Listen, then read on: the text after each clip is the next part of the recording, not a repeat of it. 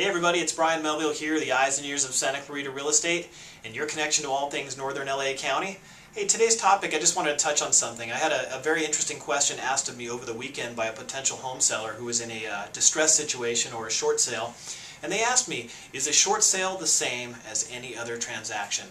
And really, the answer is a little more complicated than yes, but it really is essentially the same. And let me explain why. As a real estate agent here, if you're a potential homeowner thinking of selling your home and you're in a position of equity, or if you're in a position of distress, meaning you owe more on the home than it's worth, as far as what I do to help market the property, procure a buyer, negotiate a contract, and move the file to a closing, none of that changes. That really is essentially the same process for any type of real estate transaction. And anybody that would be telling you that they would do less work or things would be omitted from a marketing plan just because you're in a short sale, I would be very much in question of that person's ability to help you get through a tough time. But what I normally do is meet with the seller and take a look at the home. I understand first and foremost that there may not be those funds available depending on the financial hardship to make any sort of improvements to the property, painting, but certainly we're going to work with what we've got. And I will still, of course, make all of my suggestions on what to do to get the property ready for sale, to put our best foot forward and make a very strong, lasting impression on any buyer. That would also include determining a fair market value price. And you may wonder why that's important. Fair market value, you guys, on any sale is important. It's important for the communities, it's important in procuring the buyer, and it's important in negotiating with the bank.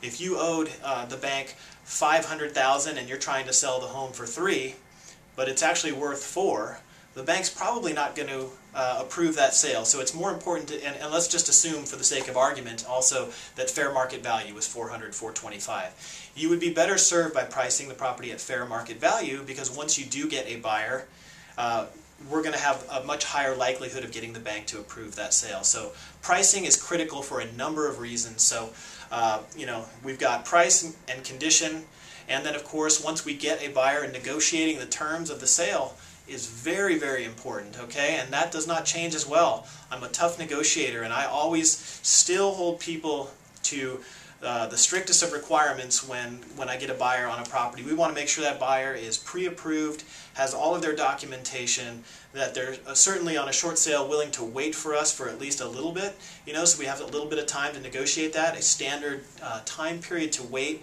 on a short sale as per the standard contract is around 45 days. Most short sales take about 3 to 6 months to get done, and you want to try to keep that buyer with us as long as possible, okay?